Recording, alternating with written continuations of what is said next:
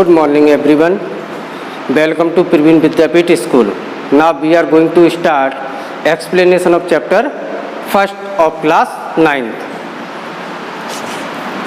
देखो मैं chapter first explain करने जा रहा हूँ। कल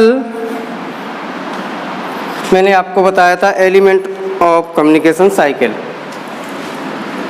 elements of communication cycle. Elements of communication cycle means sender and receiver के बीच में, है ना, सेंडर और रिसीवर के बीच में जो कुछ भी प्रोसेस होते हैं या किन किन घटकों से होकर हम निकलते हैं उसके बारे में मैं आपको बता रहा था। मैंने आपको कल बता दिया था encoding. Encoding, what is encoding? कल मैंने आपको एनकोडिंग क्लियर कर दिया था। Now next point communication channel. Next point communication channel.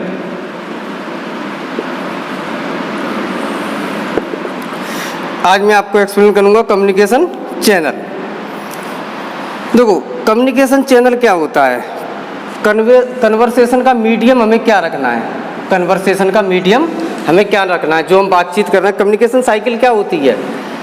Sender कोई भी डेटा या मैसेज इन्फॉर्मेशन सेंड करता है, रिसीवर उसे प्राप्त करता है। उसके बीच में जितने भी स्टेप्स फॉलो होते हैं या किन किन घटकों से हम गुजरते हैं ना, स्टेप बाय स्टेप मैं आपको बता रहा हूँ।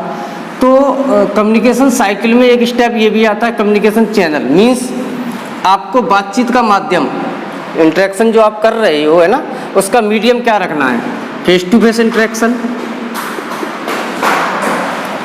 फेस टू फेस कन्वर्सेशन,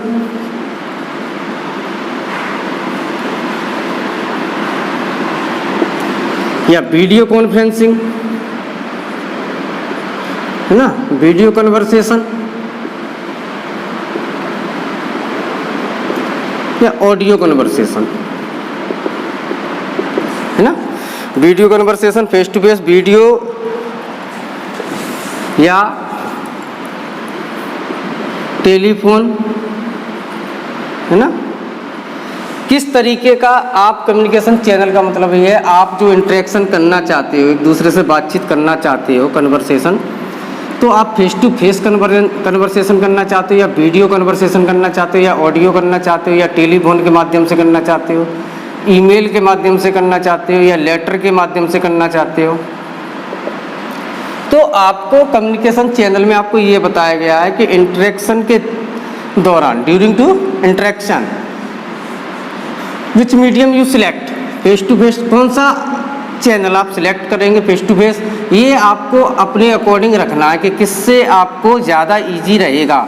और इसमें हमें सेंडर का भी ध्यान रखना होगा कि सेंडर इनमें से क्या चीज़ अच्छे से समझता है ना।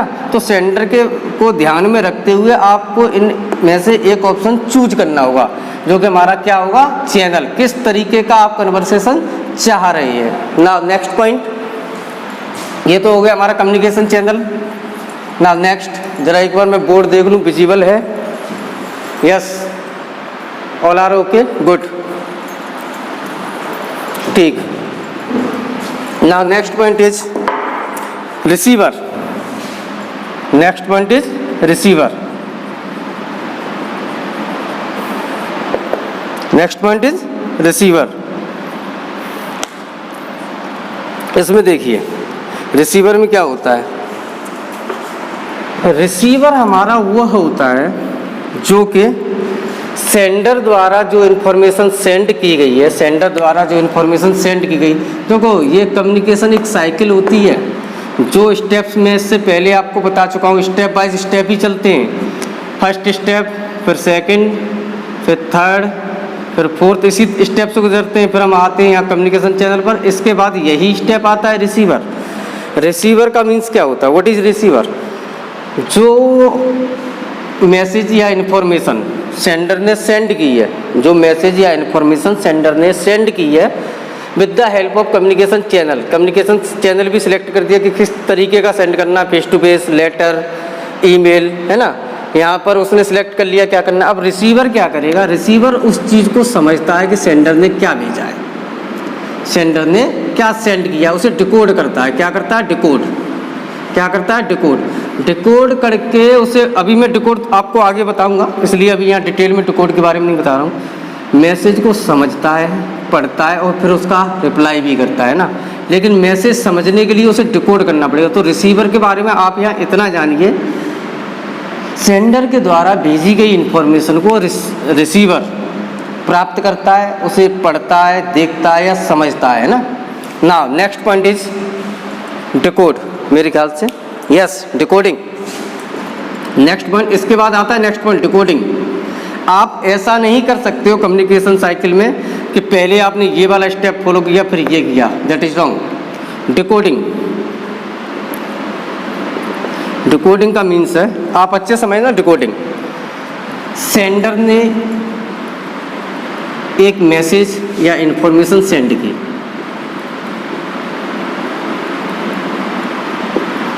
अब ये आपको ध्यान रखना होगा वो किसके माध्यम से सेंड कर रहा है, चैनल के माध्यम से कर रहा है, ओरल कम्युनिकेशन रख रहा है या रिटन रखना है या लेटर के थ्रू भेज रहा है या डायरेक्ट आमने सामने बातचीत कर रहा है। अगर मान लो इसने ये लेटर के थ्रू भेजा, रिटन कम्युनिकेशन लेके चल रहे हैं हम यहाँ पे, कौन सा, रिटन मान लो, या ईमेल, है ना। तो यहाँ पर हमने ये सिलेक्ट कर लिया कम्युनिकेशन चैनल, लेटर रखना या ईमेल, कोई सा इनमें से एक मान के चल सकते हैं हम। तो ये किसे मिलेगा, अब कम्युनिकेशन चैनल ये होगा इनमें से, रिसीवर को मिला। किसे मिला,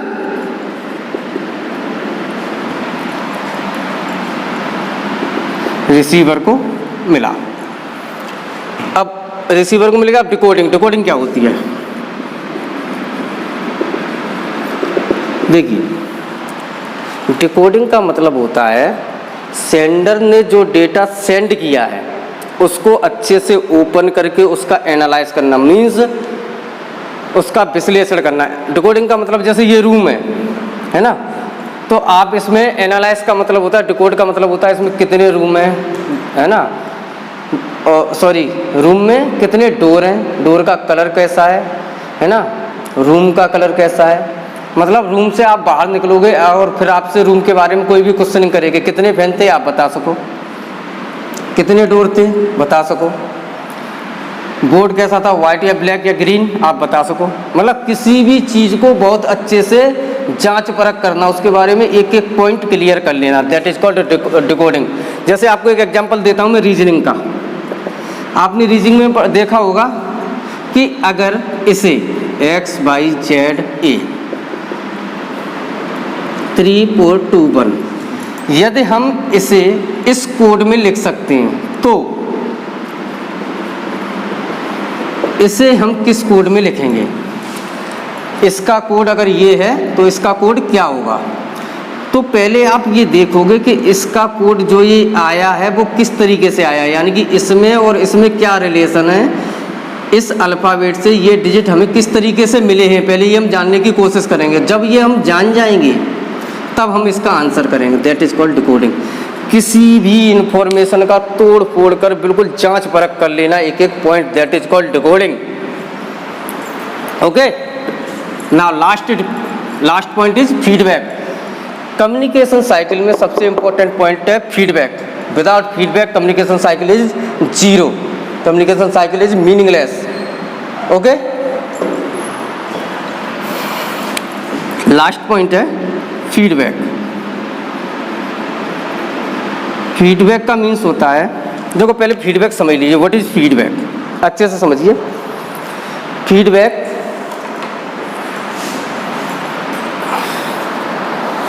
I am giving a example, मैं आपको एक एग्जाम्पल दे रहा हूँ, फीडबैक समझिएगा। फीडबैक जैसे मान लीजिए ये हमारी एक क्लास है, क्या है क्लास, 30 स्टूडेंट्स हैं इसमें, मैंने कोई टॉपिक पढ़ा है, जैसे मान लो मैं यही पढ़ा रहा हूँ एलिमेंट्स ऑफ कम्युनिकेशन साइकिल। मैंने पूरा टॉपिक क्लियर किया, क्लियर टॉपिक हमारा फिनिश हो गया, मैंने बहुत अच्छे से एक्सप्लेन किया। उसके बाद मैंने क्वेश्चनिंग की। फीडबैक से हमें ये पता चलता है आपको कितना समझ में आया, आप हमें कितना रिप्लाई कर रहे हैं। मैंने आपसे क्वेश्चनिंग की, अगर मोस्टली पॉजिटिव फीडबैक आता है, मोस्टली आप लोग अगर आंसर दे रहे हो तो इसका मतलब ये आपके सब कुछ समझ में आया है ना, तभी तो आप लोग आंसर कर रहे हो। अगर आपके सब समझ में आया है तो मुझे पॉजिटिव फीडबैक मिलेगा। कैसा? Positive feedback. अदरवाइज आपको टॉपिक क्लियर नहीं है, कुछ लोगों का नेगेटिव फीडबैक मिलेगा, है ना, पॉजिटिव एंड नेगेटिव। तो फीडबैक का मतलब है किसी भी टॉपिक जो मैंने एक्सप्लेन किया या बताया, या किसी भी टॉपिक पर मैंने कन्वर्सेशन किया, उसके बाद जब मैं क्वेश्चन करूँगा, उसके बारे में पूछूंगा, तो वो आपको आना चाहिए, पॉजिटिव फीडबैक मिलना चाहिए। अगर पॉजिटिव फीडबैक मिलता है तो हमारा फीडबैक, तो हमने जो टॉपिक क्लियर कराया वो सही है। अगर नेगेटिव फीडबैक मिलता है तो हमारा फीडबैक, सॉरी, नेगेटिव फीडबैक मिलता है तो हमने जो भी आपको एक्सप्लेन किया, समझाया, वो सब गलत हो जाएगा, क्योंकि आप कम समझे, मुझे अगेन फिर समझाना होगा। तो that is called feedback. Now come to the point. हम कहाँ चल रहे थे? डिकोडिंग। हमने मैसेज को डिकोड किया, सब समझ गए। अगर सेंडर ने रिसीवर को कुछ भेजा, कोई इन्फॉर्मेशन सेंड की, ओके, रिसीवर ने उसे समझा इन्फॉर्मेशन को, इसका एनालिसिस किया, तोड़ मरोड़ के उसने समझ लिया कि इसमें क्या है, फिर ये फीडबैक देगा। आपने लेटर या ईमेल के थ्रू भेजा था, आपने जो कुछ भी इससे क्वेश्चनिंग की, इससे जो कुछ भी पूछा या जो भी बातचीत की, उसका ये जवाब देगा। जवाब में अगर पॉजिटिव फीडबैक मिलता है, में P for positive, F for feedback, सकारात्मक फीडबैक, प्रतिपुष्टि। सेंडर को जब ये रिप्लाई करेगा, आप कुछ अपने जवाब में लौट के उसका रिप्लाई करोगे। ईमेल भेजा तो आप भी ईमेल भेजोगे कि हाँ हम समझ गए, जिस पर जो भी हमारा टॉपिक था, या लेटर भेजा तो उधर से वो भी लेटर भेजना चाह रहा है, या वॉइस कॉन्फ्रेंसिंग कर रहा है, कुछ भी कर रहा है, आपको फीडबैक देगा। अगर पॉजिटिव फीडबैक है then all is well, otherwise everything is zero. Means हम कह सकते हैं without feedback process is communication cycle is zero, means meaningless. तो feedback is a very most important term of communication cycle, है ना। Feedback term not missing any condition, okay. तो feedback is the most important term of this communication cycle. तो ये मैंने आपको बताया elements of communication cycle, okay. Now come to the next point. इसे मैं हटाता हूँ। देखो, मैं आपको बहुत डीपली समझा रहा हूँ। अगर मेरे ख्याल से वैसे आपको वीडियो में कोई डाउट नहीं रहेगा। अगर कोई फिर भी डाउट है, आप एक बार वीडियो को फिर से प्ले करके देख लीजिए, कोई डाउट नहीं रहेगा। अगर फिर भी कोई डाउट रहता है तो मुझसे कंसल्ट कर लीजिएगा, ओके। नाउ देखो, पहले मैं चैप्टर को एक्सप्लेन करा रहा हूँ, इसके बाद मैं आपको क्वेश्चन आंसर के नोट्स बना के भेजूँगा, है ना, और उसके बाद बुक मैटर फिल करा दूँगा आपको। सब कुछ कराऊँगा, टेंशन लेने की बिल्कुल ज़रूरत नहीं है, और आपकी वीडियो भी मैं अपलोड करता रहूँगा, okay. Now next point, barrier of communication, barrier in communication, okay. जैसे ये है ना फैक्टर, नेक्स्ट हेडिंग है factor of our perceptive in communication.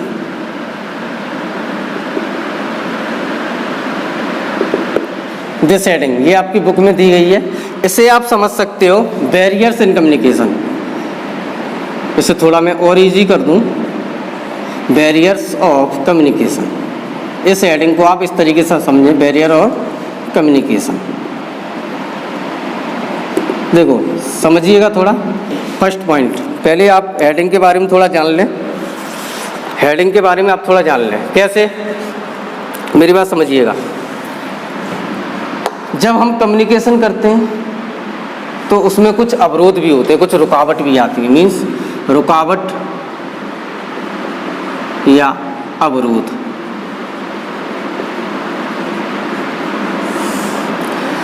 एक एग्जांपल मैं अभी दे रहा हूँ। जैसे हम वीडियो बना रहे हैं तो कभी कभी क्या होता है, टीचर की आवाज़, वॉइस बहुत कम हो जाती है, और फैन साउंड, नॉइज़, है ना, जो काफ़ी शोर होता है वो आने लगता है। तो एक हम लोग भी क्या कर रहे हैं आपस में, कम्युनिकेशन ही तो कर रहे हैं, कन्वर्सेशन ही तो कर रहे हैं। तो कम्युनिकेशन में एक रुकावट हो जाती है नॉइस। इसी तरीके से मैं आपको बता रहा हूँ conceptual clarity. First point conceptual clarity, है ना। पहले हम इस पॉइंट पे बात करते हैं।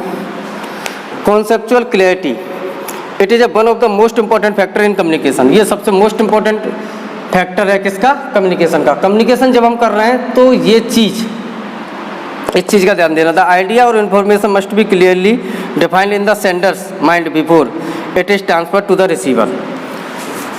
जिस टॉपिक पर हम कन्वर्सेशन कर रहे हैं, इसका मीन समझो, जिस टॉपिक पर, मान लो कोई भी टॉपिक है एक, जैसे मान लो डिहाइड्रेशन, साइंस में आपने पढ़ा होगा ना डिहाइड्रेशन, वो टॉपिक है, कन्वर्सेशन चल रहा है।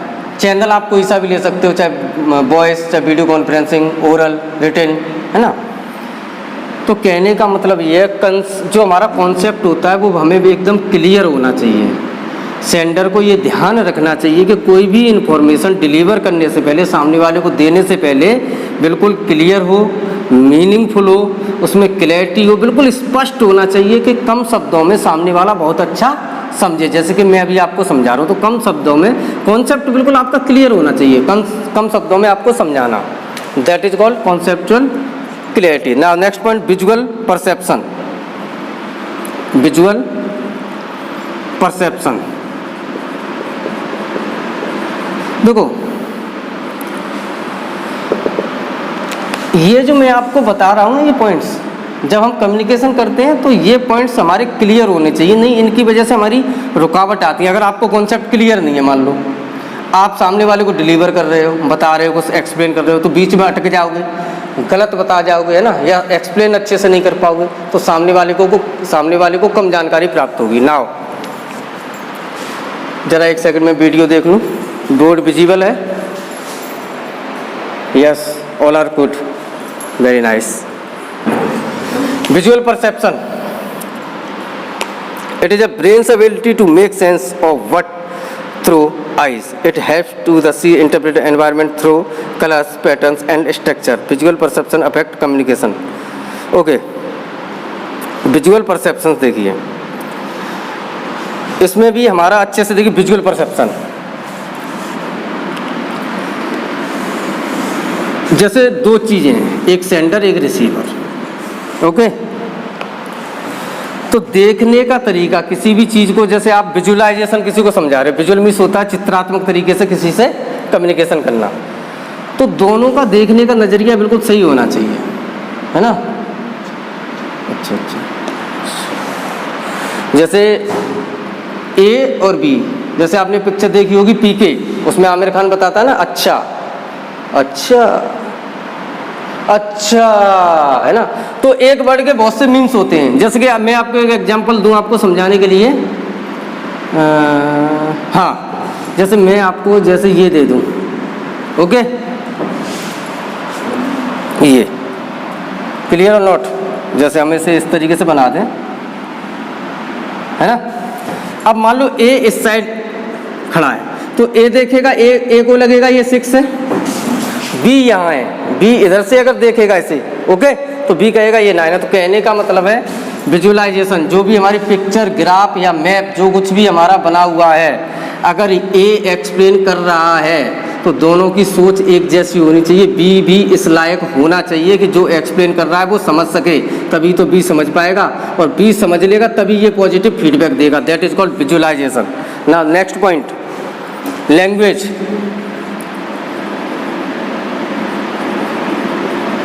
Next point, language. देखो ये प्रॉब्लम क्रिएट करती है कम्युनिकेशन में, लैंग्वेज। अब मान लो सेंडर कोई भी इंफॉर्मेशन सेंड कर रहा है, तो इसे रिसीवर का ध्यान रखना चाहिए कि सामने जिस बंदे को ये मैसेज डिलीवर कर रहा है वो हिंदी जानता है या इंग्लिश जानता है या मराठी। आपने मैसेज भेज दिया हिंदी में, कोई भी इंफॉर्मेशन हिंदी में दी, और सामने वाला हिंदी जानता ही नहीं, उसे हिंदी आती नहीं, लो, तो सेंडर को ये ध्यान रखना चाहिए कि रिसीवर को जो हम इन्फॉर्मेशन दे रहे हैं वो किस फॉर्म में देनी है, किस लैंग्वेज में देनी है ना।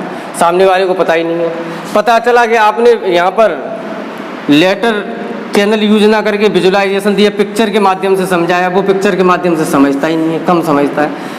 तो सेंडर के बारे में पूरा पता होना चाहिए। अगर दोनों की लैंग्वेज अलग अलग है ना, दोनों की लैंग्वेज अलग अलग है तो इन्फॉर्मेशन कन्वे नहीं होगी हमारी, और वहाँ पर इंटरप्शन आ जाएगा, रुकावट आ जाएगी। तो इस चीज़ का हमें ध्यान रखना चाहिए, है ना। Now next point, pre fourth, ये प्रीजजीज,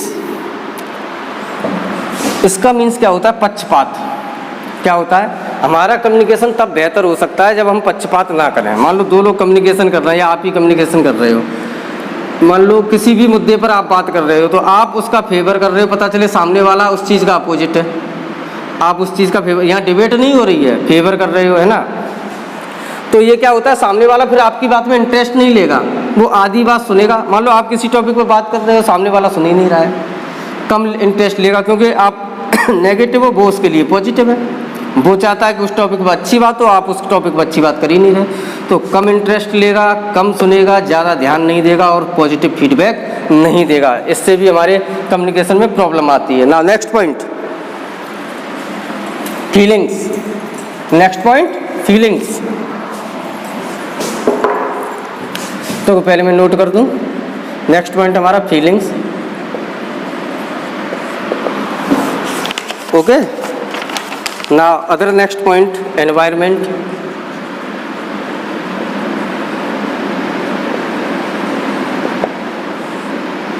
now next point is channel, ये मैं आपको बता भी चुका हूँ शायद, channel. Now next point is culture. Next point is culture. Feelings, ये समझिए फीलिंग्स। आप मान लो ओरल कम्युनिकेशन कर रहे हो, मैं आपको समझा रहा हूँ, जैसे एक एग्जांपल फीलिंग्स का मैं अभी दे रहा हूँ। मान लो मैं हूँ और एक और कोई व्यक्ति है, हम दोनों ओरल कम्युनिकेशन कर रहे हैं, या आप ले लो, आप यहाँ पे खड़े हुए ओरल कम्युनिकेशन चल रहा है। फीलिंग्स का मतलब होता है इंटरनली फिट होना चाहिए सामने वाला। मैं कोई चीज़ एक्सप्लेन कर रहा हूँ, कुछ बता रहा हूँ आपको, आप मान लो आपको फीवर आ रहा है या आपको कोल्ड हो गया है, आप शारीरिक रूप से फिट नहीं हो, है ना, या आपके हेडेक हो रहा है, स्टमक में पेन हो रहा है, तो मैं जो कुछ भी बता रहा हूँ आप नहीं समझ सकते, क्योंकि आपकी फीलिंग्स अच्छी नहीं है। तो आप जो कुछ भी मैं कहूँगा ऑल आर जीरो हो जाएगा, आप उस पर कम ध्यान दे पाओगे, क्योंकि आप फिजिकली और मेंटली फिट होने चाहिए, तभी आप समझ सकते हो।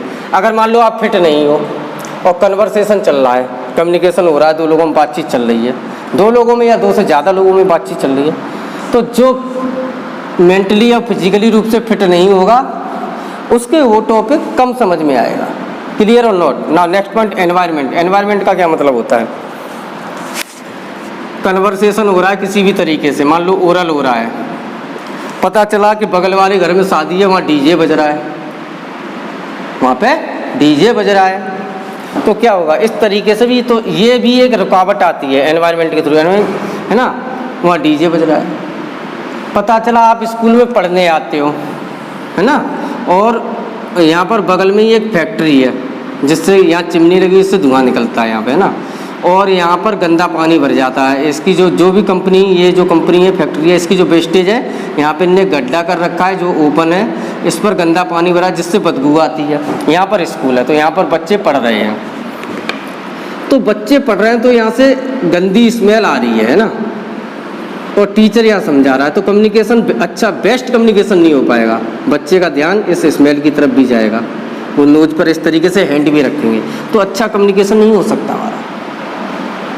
तो एनवायरनमेंट, प्राकृतिक रूप से जो भी असुविधा होती है कम्युनिकेशन में, उन्हें दूर करना चाहिए। चैनल, भेजने का तरीका, किस तरीके से भेजना, ईमेल में, लेटर में, ओरल में, ये मैं पहले ही बता चुका हूँ। कल्चर, कल्चर का हमें ध्यान रखना चाहिए। देखो, different culture, perceiving sign and symbol, necessary understand the culture gap and fill them before starting conversation communication.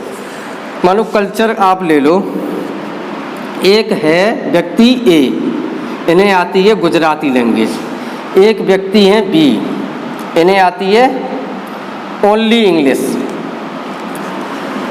तो ये समझ ही नहीं पाएंगे, ये गुजराती बोल रहे हैं, ये इंग्लिश है, कल्चर अलग अलग है ना। कल्चर क्या हो गया इनका, अलग अलग। जो हमारी संस्कृति होती है वही अलग हो गई। साउथ में देखा होगा धोती कुर्ता पहन के रहते हैं, है ना। तो आप कम्युनिकेशन करने से पहले रिसीवर से कंसल्ट कर लो। अगर आप दूर हैं तो कंसल्ट कर लो कि आपको क्या चीज़ आती है, किस तरीके से हम बताएं। ओके, जैसे मान लो आप यही समझ सकते हो, मान लो ये दूसरे कल्चर का व्यक्ति है या किसी अदर कंट्री का है, वो समझता ही नहीं है, आपने उससे कहा वेल डन, वेल डन। जैसे ये थंब दिखाकर हम कहते हैं ना यस वेल डन, बहुत अच्छी, शाबाश। बी ने समझा कि ये मुझे ठेंगा दिखा रहा है, मेरी इंसल्ट कर रहा है। तो अलग कल्चर का व्यक्ति, ये अलग कल्चर का व्यक्ति है, कल्चर में संस्कृति हमारी अलग अलग है ना। ये दूसरी जगह का रहने वाला, ये दूसरी जगह का रहने वाला है। अब अपने यहाँ यूपी में देख लो अलग कल्चर है ना। दूसरी साइड देखो जैसे गुजरात है कि नहीं, वहाँ अलग कल्चर है। अब यहाँ का डांस देख लो, वहाँ का डांस देख लो, कहीं कथक होता है, कहीं गरबा होता है, कहीं डांडिया होता है कि नहीं होता है। ये सब कल्चर के अकॉर्डिंग ही तो होते हैं। तो हमें कल्चर का भी ध्यान रखना चाहिए। तो that is called barrier in communication. ये सब वो पॉइंट्स हैं जो हमारे कम्युनिकेशन में रुकावट पैदा करते हैं। तो इन चीज़ का हमें ध्यान रखना चाहिए। Now next point. ओके, आज के लिए मैं इतना ही रखता हूँ, नहीं तो वीडियो हमारी लेंथी हो जाएगी। कोई प्रॉब्लम हो वीडियो को देखे रहिए, और क्वेश्चन आंसर और बुक मैटर चैप्टर एक्सप्लेन जब मैं कर दूंगा तब बताऊंगा। कोई भी प्रॉब्लम होती है अगर आपको, तो आप कंसल्ट कर लेना। वैसे मेरे ख्याल से आपको कोई प्रॉब्लम आएगी नहीं। फ़िलहाल मैं आज के लिए इतना ही रखता हूँ। Thank you very much.